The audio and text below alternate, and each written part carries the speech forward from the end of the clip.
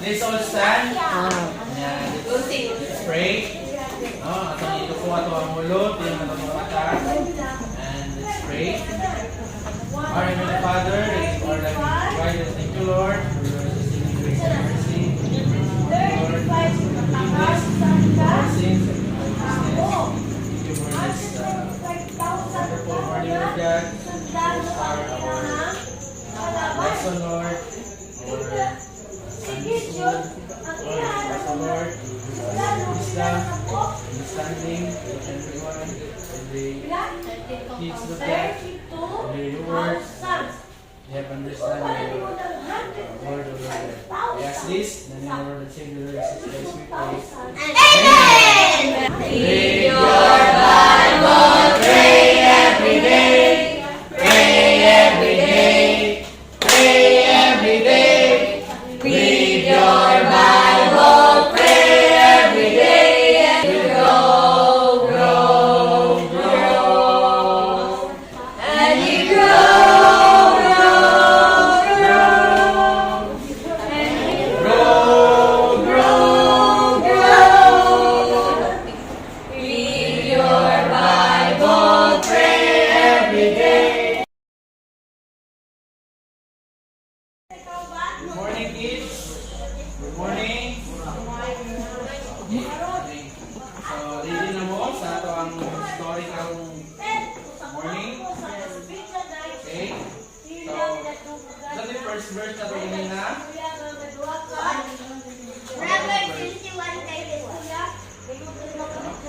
The horse is prepared and against the day of the battle, but safety is of the Lord. Okay? So, ako na siya naman. So, kini story na to is nakuha na to dito sa Book of Judges. No? Judges chapter 7. So, kasama nito na siya sa book chapter. Wala na mo siya. So, the story. The Midianites and their allies had gathered as army of 135,000 to rob the Israelites and their crops and the food. So, pila ka buok alay sa kalaban? 135,000. So, kinsa man na sila? Dili, mga Midianites. Hindi mga Midianites, yan yung mga kalaban ng mga Israelites. So, anong purpose nila? Purpose nila na irab nila yung mga crops and food. Sa mga crops and food, yung mga pagkain ng mga Israelites. No? Kunin nila yung mga pagkain ng mga Israelites. And God has promised Gideon, He will give him a victory over them. No? The ending, so, promise ang Ginoo kay Gideon na bigyan sila ng victory. No, ano yung victory? Victory. Yung panalo. Panalo. Then, the enemy were come in the valley of Jezreel where the hill of Moreh. No? The enemy daw, ang enemy, asa nagwa ng enemy? Syria, no? The hill of Moriah. And Moreh. So Gideon had 32,000 warriors from the nearby clans of Manasseh, Asher, Zebulun, and Naphtali who gathered near spring of Peor. Ilan yung soldier ni Gideon? 32,000 yung mga warriors niya. So they were outnumbered more than 4-1. So, yung kalaban, 135. Tapos yung Gideon, 32,000 na. 135,000, sila 130,000 na. So, mahulog siya na 4 ang kalaban, ikaw lang isa. No? So, lisod. So, ang And the Lord told Gideon, you have to many warriors. So sabi ni God na marami pa daw yung warriors ni Gideon. If I let the defeat the Midianites and Israelites will boast in defeat himself. No? Kung i-allow na ni God na ilaban yung 32,000 is magkaroon ng hambog sa ilang sarili. Ay, nakabaong mi tungod kay kusgan mi, daghan mi. So, kung sila, dili na sila isip na sigar ang nakabang sila nilang sarili. Send them all those who are timid or afraid. So, sabi na Lord, pauwiin nyo yung mga takot. Takot. And so 22,000 of them went home, leaving only 10,000 were willing to fight. So pila to? 32,000 yung original na soldiers. Tapos, sabi ng Panginoon, pauwiin mo yung mga taong takot. So, imagine 22,000 ang nag-uwi. So, natira na lang, 10,000 na lang. Kunti na lang, no? Compared to 132,000 na soldiers sa kalaban. No? Who were willing to fight. They were now outnumbered of over 13 to 1. No? Imagine na 13 ka tao. 13 ka tao, tapos isa lang ang maglaban, di ba? So, not-a chance na mapili siya kasi may isa. So, then the Lord told Gideon, there are still too many. Bring them down to the spring. So, sabi ng Panginoon, ang 10,000 is marami pa daw. So, marami pa. So, gusto ng Panginoon na unan pa yung 10,000. No? 10,000, maliit na yun sa 132. At the spring, the Lord said, divide men into two groups. Sabi ng Panginoon, ilan daw? I-divide sa two groups. No?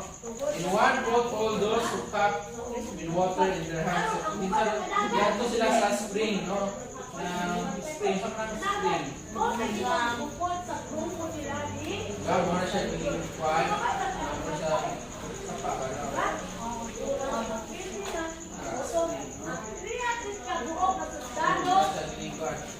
So, spring, then, nakainom mo sila tubig and love it up with their tongues like a dog. So, kuwan, nag-inom. Saan mo, pag nakita mo kuwan, nakita mo later, saan yung water, pag-inomon mo. Gamit yung gamot to. Kuwan, na oras lagi ro. Gusto nila ang sa tubig.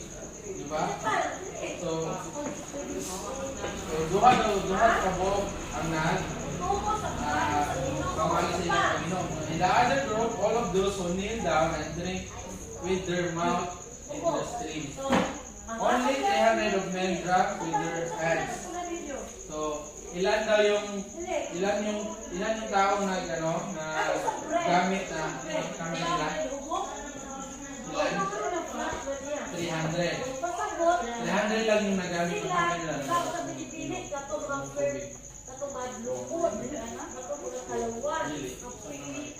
Kasi mas maganda yung mag-ganon kasi makatinda niya yung mayroong kalaban kaysa yung isusog nyo yung ilong mo sa tubig. No? So, yun dire, God told Gideon those 300 men would bring victory and the others should be sent home. And they were now outnumbered with 450 by 1. So, yun na. So, sabi ng Panginoon, yung 300 na gumamit lang yung hand nila, is yun lang yung gagamitin para sa labanan. Bigyan ng victory sa Panginoon. No? And the night the Lord they were now outnumbered 450 to 1. So imagine 450 versus isa lang. Diba? So, ako kayo siya. Diferensya. So the night the Lord God Gideon, if you are afraid to attack, go down and camp with your servant Purah. Listen to the Midianites are saying, and they will greatly encourage. So sabi ng Pinoon, grabe yung grace na ibigay ng Panginoon na kung sino yung sabi niya, kung takot pa rin na lumaban sa mga Midianites, dahil yung si Purah. Si Purah yung servant niya na punta kayo doon, pamanawon sa ninyo itong mga kalaban kung sila yung panunti. No? So sabi doon, and listen to what the Midianites saying. Sabi ng mga Midianites, Gideon and Purah great up enemy just a man telling his compassion about them. So, nung time na pumunta na sila doon sa kampo ng kalaban, narinig nila yung usapan ng mga kalaban, sabi ng mga kalaban. In my dreams, a loaf of barley bread came tumbling down in the Midianites' camp, and the tent torn it over and knocked it flat. So, yung isang kasama nila nanginig na may malaking naging tinapay na pumunta sa kanilang tent. Tapos yung tent na flat ang nila. And so, flatted is that. So, ibig sabihin, and his companion answered, sabi na, your great name of God has given Gideon victory over us. So, sabi ng kasama niya na ang panaginip daw niya is nagbibigay ng victory sa mga Israelite kay Gideon. Gideon bowed and worshiped God and returned to the camp. So, kung tayo na narinig na ni Gideon na yung mga sinabi nila, nagbigay ng goal signal sa kanila na bigyan na sila mag-attack. So, sabi, muwi si Gideon, sabi na, minsan silang kampo. So, sabi na, get up for the Lord has given you victory over Midianites and horse. So, sinabihan na yung mga 300 soldiers.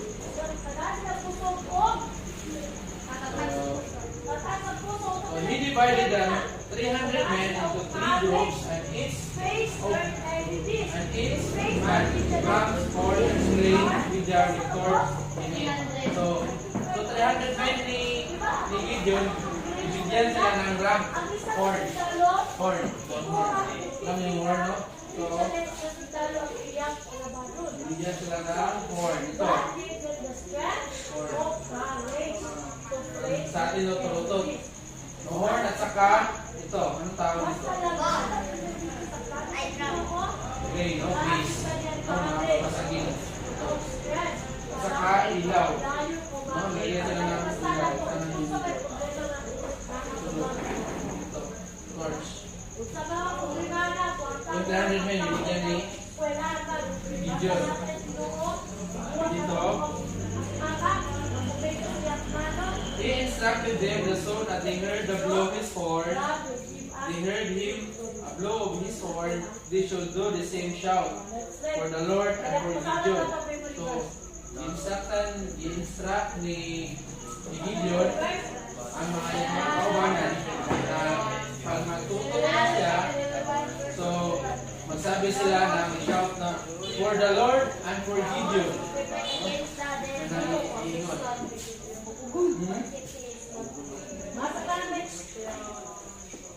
I-shout nila pag mag-burn si i-shout nila. And just like changing guard at midnight, Gideon broke 100 men, leaders and 800 men camp. Suddenly they blew the ram and they broke and they fled, and the others did the same. They heard the blazing torch on the left hand and the horn on the right hand shouted, a sword of the Lord and for Gideon. No? So, yung time na ibasag na nila ang kuwan, nag-horn sila, pagkatapos ibasag nila ang katong clay, mga kung banga, yan yung mga nilawan yung torch. So nag-shout na sila, ganuha, a shout for the Lord and for Gideon. Each man stood still watching the Lord caused Midianites to rush around in a panic. Gideon sent the warriors to Naphtali and he also sent a messenger throughout the hills of Ephraim. So, yung time na pag-anuhog sa mga Midianay, na basa nila ang horn, diba? Mag-anuhog ang horn, diba? Magkakaroon dito, ito binagdaghan. So, matinala, dito na sa aba, lagi kayo sa gawas. So, yan. Apilan pa dyan kung kining kuhan, pagbuak. Ibig sabihin, nag-atake na ang mga Israelites. Kanya, ang mga Midianites na parang sila na napanilahang parang i-atake na ta. So, nagpanik na sila. So, pag-panik nila, ang uban, nagtakas. No? Nagtakas, ang uban ang duha pa prince. Ano? And they captured Oreb and Zeb, the two Midianites commander and executed them. Patay nila si yung dua ka prinsipe, si Oreb and si Zeb. So, sa may lesson learned na ito, makuha na ito. So, ay mga pangutanan dito, God can use anyone no matter how small or big. So, ano ito sagot na nila? No?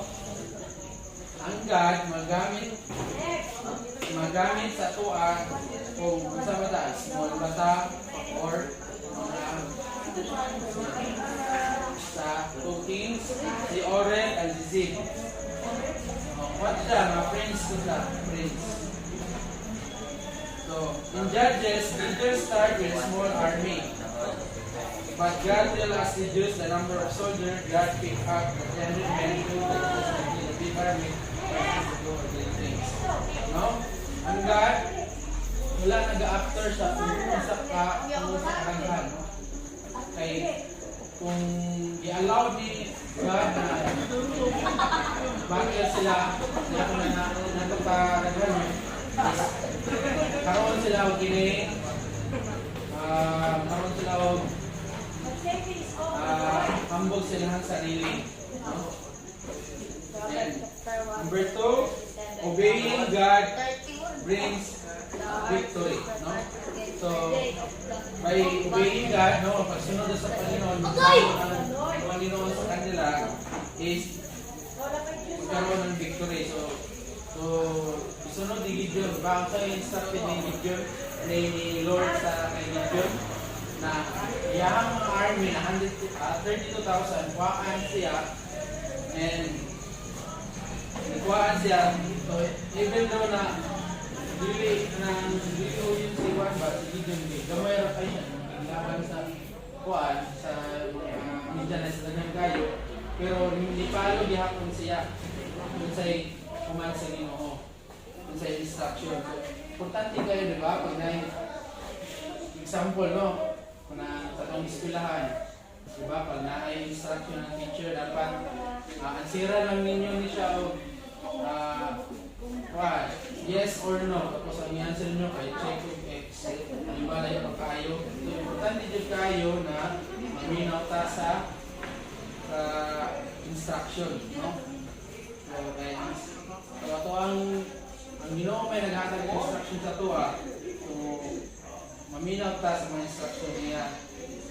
So, even though it did not make sense to him at first, God told him to have a soldier carry trumpets, jars, and torch, not a sword. When they obeyed, they won the battle, no? Imagine no, na ang kalaban ay mga sword, sila wala sila ipagunit ng sword. Kung saan ay ipagunit sila, torch, ano pa? Horn, ano pa? Ray, no? Base. And when they obeyed, they won the battle, no? So, tungkol sa pag-obey nila, kuha nila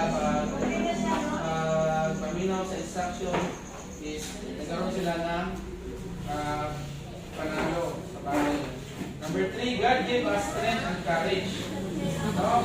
Ang Panginoon, bigyan ng sila ng strength and courage. So, paano ba yun?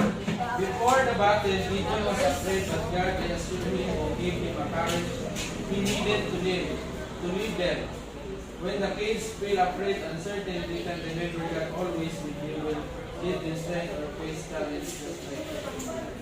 So, di ba, si Gideon, nawala ang niyang, wala siya pagkabalo niya, nawala siya ng gamay na yung army, tapos mulaban sa mga Midianites na nagmanggayo, nawalan siya, hindi yung college. No? Hindi na weak sila, kaya kung gamay lang sila, pero di encourage si Gideon na maging positive ang niyang mindset. So, hindi gibuhat niya, ipagbuhat sa Ginoo para mawala itong iyang afraid. Ipato sila sa mga Midianites. No? Ipatitingan nila kung saan ang nila ang panuli sa Midianites. Ang mga Midianites na hadlok sa ilahan. So, mga taon balik ang ilahang courage. So, mga po sa tuwa, ako po na siya ma-apply sa tuwang galingon. No?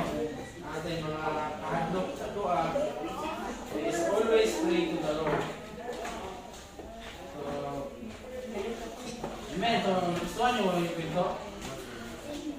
Ha? Lindot, no? So, mali siya. Diba? Mali ang kalaban, no? Inimikam na nasa Dalia. Sa Israel Valley. Ano si Gideon?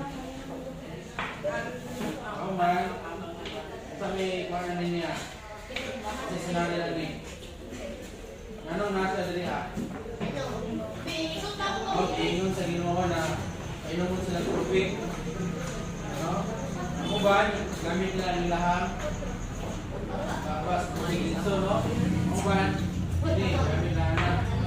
So, basta may dipaboran sa Ginoo.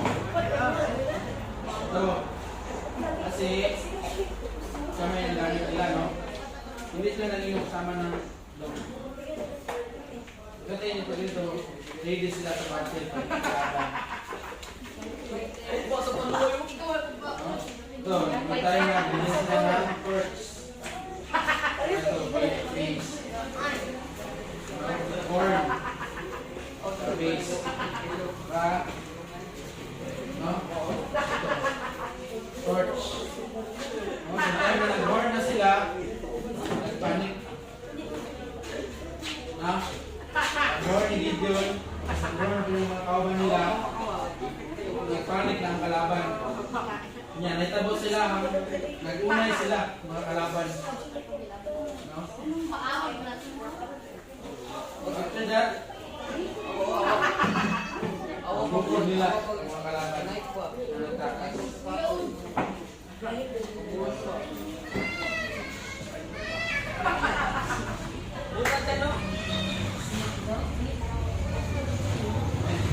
Okay, mag-pray ta.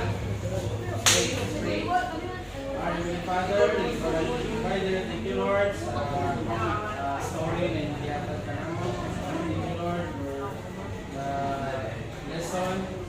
Nabigyan ko sa amin na meron pinapamahalan sa pagkutunan sa aming pagtubok sa pamitan sa story ng video. Hindi pag-magpapay lang sa iyo Panginoon ay kalanan victory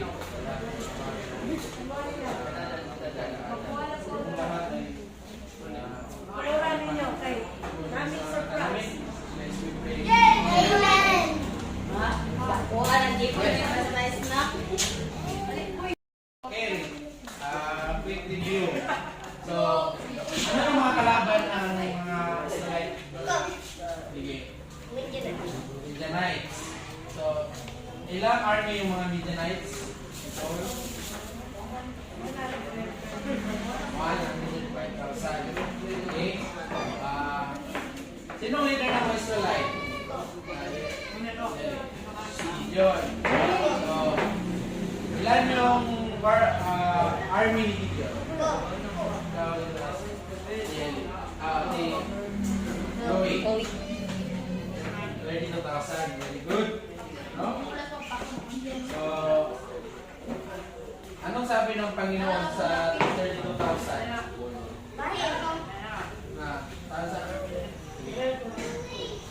so, sabi ng Panginoon, marami pa daw. So, marami pa. So naghan pa ang 32,000. So, dapat kuhaan pa. So, ilan yung nabawas?